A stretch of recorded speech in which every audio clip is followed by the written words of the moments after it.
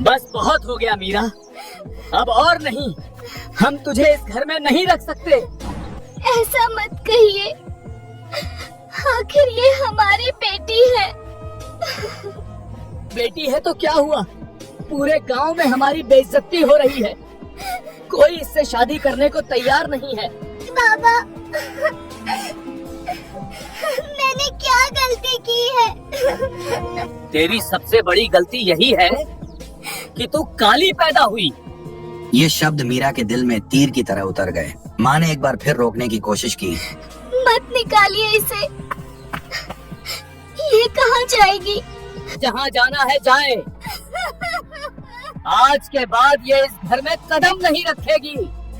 कुछ ही देर बाद मीरा अपने कमरे में खड़ी थी। आंसू थमने का नाम नहीं ले रहे थे। उसने एक पुराना सा थैला उठाया, उसमें कुछ फल रखे और एक छोटी सी पानी की बोतल। फिर एक बार उसने अपने घर को देखा, वही दीवारें, वही आंगन, जहाँ उसने बचपन के हर पल को जिया था। लेकिन आज वो घर उसका नहीं रहा। दरवाजा धीरे से खुला और मीरा बिना पीछे देखे बाहर निकल गई। हर कदम के साथ उसका दिल भारी होता जा रहा था। चलते चलते गांव पीछे छूट गया और सामने फैल गया घना जंगल, ऊंचे ऊंचे पेड़, हवा की सरसराहट और अजीब सी खामोशी। डर तो लग रहा था, पर रुकने का कोई मतलब नहीं था। चलते चलते उसने खुद से सवाल किया, क्या सच में मेरा रंग ही मेरी सबसे बड़ी गलती है? कुछ कदम और बढ़े और आंखों से आंसू फिर बहने लगे।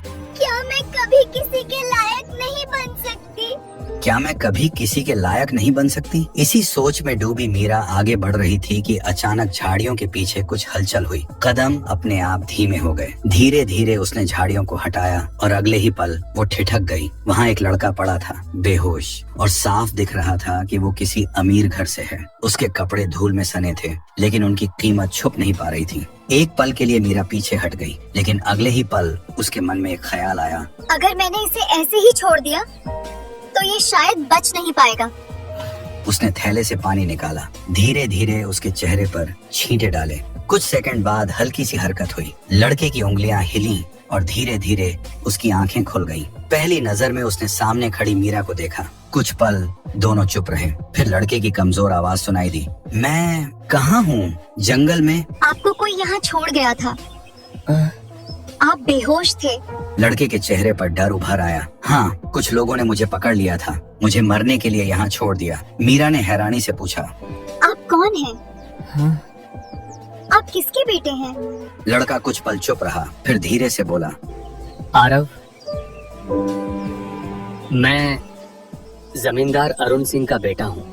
ये सुनते ही मीरा के चेहरे पर हैरानी साफ दिखने लगी। वो समझ गई ये कोई आम इंसान नहीं है। उसने बिना कुछ कहे उसे सहारा दिया, बैठने में मदद की और अपने थैले से फल निकालकर उसके सामने रख दिए। आरव की आंखों में आशा थी। तुमने मेरी जान बचाई है, मैं ये एहसान कभी नहीं भूलूंगा। मीरा ने हल्की सी मुस्कान के साथ कहा, मैंने तो बस इंसानियत निभाई है। कुछ देर बाद आरव ने पूछा, तुम यहाँ अकेली क्या कर रही हो? बस यही सवाल था जिसने मीरा की आंखों को फिर भर दिया। उसने धीरे धीरे अपनी पूरी कहानी बता दी, घर, अपमान और बेघर होने का दर्द। आरव सुनता रहा और हर शब्द के साथ उसका चेहरा बदलता गया। सिर्फ रंग की वजह से लोग इतने छोटे कैसे हो सकते हैं? सिर्फ रंग की वजह से लोग इतने छोटे कैसे हो सकते हैं? मीरा ने नजरें झुका ली। शायद मैं ही गलत हूँ। आरव ने तुरंत कहा, नहीं, तुम गलत नहीं हो, दुनिया की सोच गलत है। एक पल की खामोशी, लेकिन उस खामोशी में एक रिश्ता जन्म ले चुका था। आरव उठने की कोशिश करता है, लेकिन उसका शरीर साथ नहीं देता। वो फिर से गिर पड़ता है। मीरा तुरंत आगे बढ़ती है। अभी आप चल नहीं पाएंगे, आपको सहारे की जरूरत है। आरव ने उसकी तरफ देखा और धीमे से पूछा, क्या तुम मुझे मेरे घर तक ले चलोगी? मीरा कुछ पल चुप रही, फिर धीरे से सिर हिलाया। हाँ। मीरा ने धीरे से आरव को सहारा दिया, उसका हाथ अपने कंधे पर रखा और दोनों धीरे धीरे आगे बढ़ने लगे। आरव अभी भी कमजोर था, हर कदम उसके लिए मुश्किल था, लेकिन मीरा बिना रुके उसे संभालती रही। कुछ दूर चलने के बाद आरव ने हल्की मुस्कान के साथ कहा, तुम्हें डर नहीं लगता इस जंगल से, मुझसे या इस सफर से? मीरा ने बिना उसकी तरफ देखे जवाब दिया, डर तो तब लगा था जब अपने ही घर से निकाल दिया गया था। एक पल के लिए आरव चुप हो गया। उसने महसूस किया इस लड़की के दर्द के सामने उसका दर्द छोटा है। थोड़ी देर बाद मीरा ने थैले से एक फल निकाला और आरव को दिया। आपको ताकत की जरूरत है, ये फल खा लीजिए। आरव ने फल लेते हुए उसकी तरफ देखा। तुमने खुद कुछ नहीं खाया। मीरा हल्का सा मुस्कुराई। मुझे आदत है पहले दूसरों को खिलाने की। चलते चलते दोनों के बीच की दूरी कम होती जा रही थी। अब वो सिर्फ अजनबी नहीं रहे थे। कुछ समय बाद जंगल और भी घना हो गया। चारों तरफ अजीब सी खामोशी छा गई। अचानक झाड़ियों के पीछे से आवाज आई, अरे कौन है वहाँ? मीरा और आरव दोनों रुक गए। अगले ही पल 3 आदमी सामने आ गए। उनके चेहरे खतरनाक थे और हाथों में लाठियां थी। उनमें से एक हंसते हुए बोला, लगता है जंगल में आज अच्छा शिकार मिल गया। दूसरा आदमी आरव को घूरते हुए बोला, अरे ये तो किसी अमीर घर का लगता है। मीरा ने तुरंत आरव का हाथ कसकर पकड़ लिया। उसकी आंखों में डर था, लेकिन कदम पीछे नहीं हटे। एक आदमी आगे बढ़ा, जो कुछ भी है निकाल दो, वरना यहीं खत्म कर देंगे। कुछ पल के लिए सब कुछ शांत हो गया। फिर अचानक मीरा ने आरव का हाथ पकड़ा और जोर से कहा, भागो। दोनों तेजी से जंगल के अंदर भागने लगे। पीछे से चोरों की आवाजें गूंज रही थीं। पकड़ो इन्हें। आरव अभी भी कमजोर था। उसके कदम लड़खड़ा रहे थे, लेकिन मीरा ने उसका हाथ नहीं छोड़ा। भागते भागते सामने एक ढलान आ गया। मीरा ने बिना सोचे समझे आरव को नीचे खींच लिया। दोनों लुढ़कते हुए नीचे गिर पड़े। कुछ सेकंड बाद सब शांत हो गया। ऊपर चोरों की आवाजें धीरे धीरे दूर चली गईं। मीरा ने घबराकर पूछा, आप ठीक हैं? आरव ने दर्द सहते हुए हल्की हंसी के साथ कहा, शायद अभी जिंदा हूँ। दोनों कुछ देर तक वहीं बैठे रहे। सांसें तेज चल रही थीं, लेकिन एक अजीब सी राहत थी। आरव ने मीरा की तरफ देखा। अगर तुम ना होती तो आज मैं सच में मर जाता। मीरा ने नजरें झुका ली। आपकी जान बचाना जरूरी था। आरव ने धीरे से कहा, नहीं, सिर्फ जान नहीं, तुमने मुझे जीने की वजह दी है। मीरा ने उसकी तरफ देखा और पहली बार उसकी आंखों में कुछ अलग महसूस किया। धीरे धीरे दोनों फिर उठे और आगे चलने लगे। अब रास्ता उतना डरावना नहीं लग रहा था, क्योंकि अब वो अकेले नहीं थे।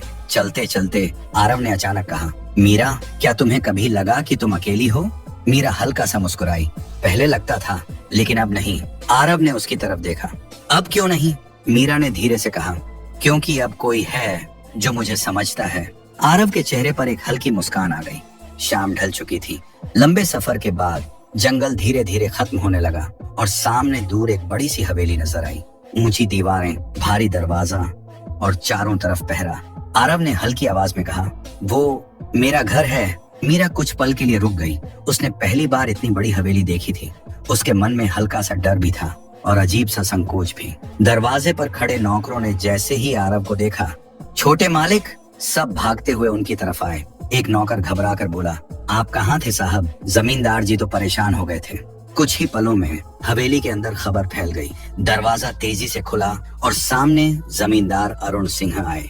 ऊंचा कद, तेज नजरें और चेहरे पर रौब साफ दिख रहा था। उन्होंने जैसे ही आरव को देखा, उनकी आंखों में राहत आ गई। वो तुरंत आगे बढ़े और आरव को पकड़ लिया।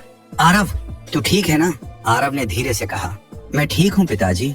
अगर मीरा ना होती तो शायद आज मैं जिंदा नहीं होता। अरुण सिंह की नजर पहली बार मीरा पर गई। उन्होंने उसे ऊपर से नीचे तक देखा।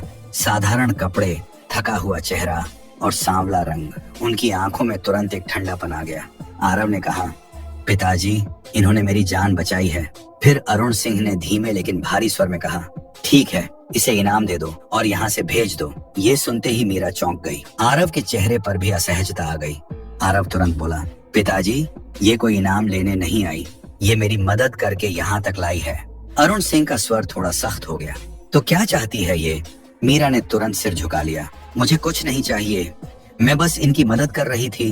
आरव ने मीरा की तरफ देखा और फिर अचानक उसने वो कह दिया जो किसी ने सोचा भी नहीं था, पिताजी, मैं मीरा से शादी करना चाहता हूँ। पूरा माहौल एकदम शांत हो गया। नौकरों की सांसें जैसे थम गईं।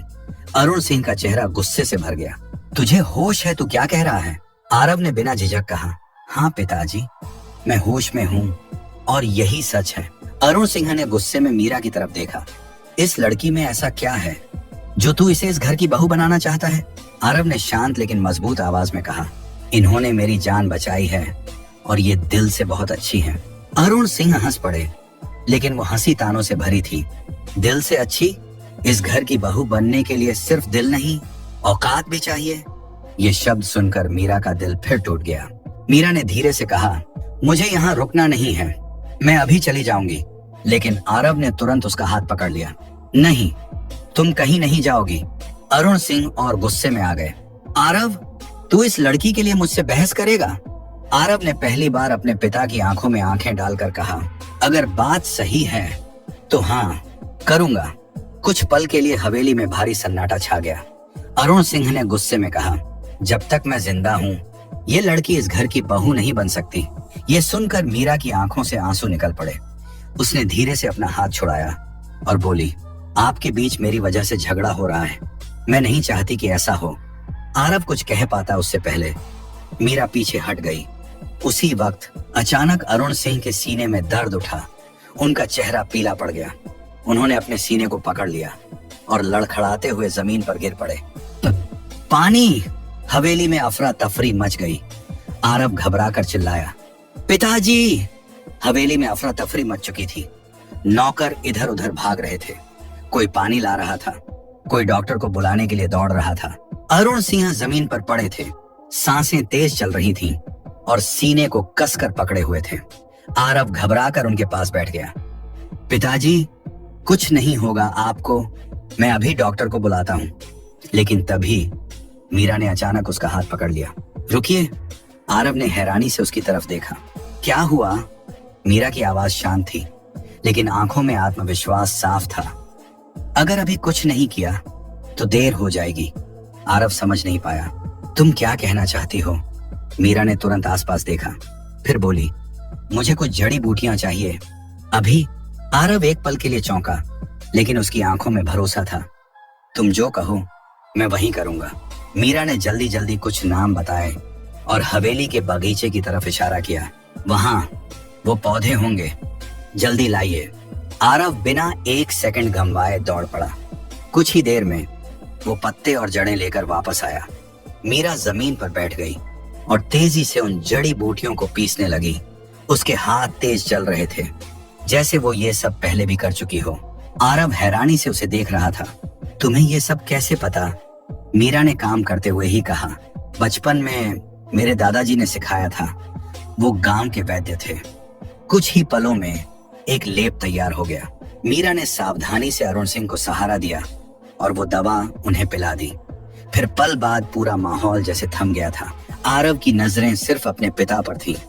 धीरे धीरे अरुण सिंह की सांसें सामान्य होने लगी। उनका चेहरा थोड़ा शांत हुआ। कुछ देर बाद उन्होंने आंखें खोली। आरव की आंखों में आंसू आ गए। पिताजी, आप ठीक हैं? फिर अचानक अरुण सिंह की नजर मीरा पर पड़ी। वो कुछ पल उसे देखते रहे, जैसे समझने की कोशिश कर रहे हों। आरव ने धीरे से कहा, पिताजी, आपकी जान मीरा ने बचाई है। ये सुनते ही अरुण सिंह का चेहरा बदल गया। वो धीरे धीरे उठकर बैठ गए और पहली बार उनकी आंखों में अहंकार नहीं बल्कि सम्मान था। उन्होंने मीरा की तरफ देखा और धीमी आवाज में कहा, मैंने तुम्हें गलत समझा। मीरा चुप रही। कुछ पल बाद अरुण सिंह ने आगे कहा, आज अगर तुम ना होती तो शायद मैं जिंदा नहीं होता। हवेली में खड़े सभी लोग ये सब देख रहे थे। अरुण सिंह ने गहरी सांस ली और कहा, आज समझ आया, इंसान की पहचान उसके रंग से नहीं उसके कर्म से होती है। मीरा की आंखों में हल्की नमी थी, लेकिन इस बार वो दर्द नहीं था। आरव चुपचाप खड़ा सब देख रहा था। उसके चेहरे पर एक सुकून था। अरुण सिंह ने आगे बढ़कर मीरा के सामने हाथ जोड़ दिए। मुझे माफ कर दो बेटा। मीरा घबरा गई। ऐसा मत कीजिए, अरुण सिंह ने धीरे से कहा। अगर तुम मंजूर करो तो मैं तुम्हें इस घर की बहू बनाना चाहता हूँ। मीरा की नजरें धीरे से आरव की तरफ गईं। आरव मुस्कुरा रहा था। उसकी आंखों में वही भरोसा था और उस पल मीरा के चेहरे पर भी हल्की सी मुस्कान आ गई। हवेली में अब सब कुछ बदल चुका था। जहां पहले मीरा के लिए तिरस्कार था, वहीं अब सम्मान था। कुछ ही दिनों में पूरी हवेली सजने लगी। चारों तरफ रोशनी, फूलों की खुशबू और खुशियों का माहौल। नौकर आपस में बातें कर रहे थे। यही वो लड़की है जिसने जमींदार जी की जान बचाई। सच में दिल से बहुत अच्छी है। मीरा चुपचाप खड़ी सब देख रही थी। उसे यकीन नहीं हो रहा था। जो लड़की कुछ दिन पहले बेघर थी, आज उसी के लिए हवेली सज रही थी। आरव उसके पास आया, धीरे से बोला, क्या सोच रही हो? मीरा हल्की मुस्कान के साथ बोली, बस यही कि जिंदगी कितनी जल्दी बदल जाती है। आरव ने उसकी तरफ देखते हुए कहा, कभी कभी सही इंसान मिल जाए तो जिंदगी बदलने में वक्त नहीं लगता। मीरा ने नजरें झुका ली। शादी का दिन आ गया। पूरा गांव हवेली के बाहर इकट्ठा था। सबकी नजरें उसी लड़की पर थीं, जिसे कभी उसके अपने ही घर ने ठुकरा दिया था। दुल्हन के जोड़े में सजी मीरा आज पहले से भी ज्यादा खूबसूरत लग रही थी, लेकिन इस बार उसकी खूबसूरती उसके चेहरे में नहीं, उसके आत्मविश्वास में थी। मंडप सजा हुआ था। पंडित मंत्र पढ़ रहे थे। आरव और मीरा एक साथ बैठे थे। फेरे शुरू हुए। हर फेरे के साथ उनके रिश्ते की डोर और मजबूत होती गई। आखिरी फेरे के बाद पंडित ने कहा, अब से आप दोनों पति पत्नी हैं। हवेली तालियों और खुशियों से गूंज उठी। अरुण सिंह आगे बढ़े और मीरा के सिर पर हाथ रखते हुए बोले, आज मुझे गर्व है कि तुम इस घर की बहू हो। मीरा की आंखों में आंसू आ गए, लेकिन इस बार ये आंसू खुशी के थे। इस कहानी से हमें ये सीख मिलती है कि खूबसूरती चेहरे में नहीं, वक्त आने पर जो साथ दे वही असली सुंदर होता है। अगर कहानी पसंद आई है तो वीडियो को एक लाइक करके चैनल को सब्सक्राइब कर लें, क्योंकि हम ऐसी कहानियां लाते रहते हैं। धन्यवाद।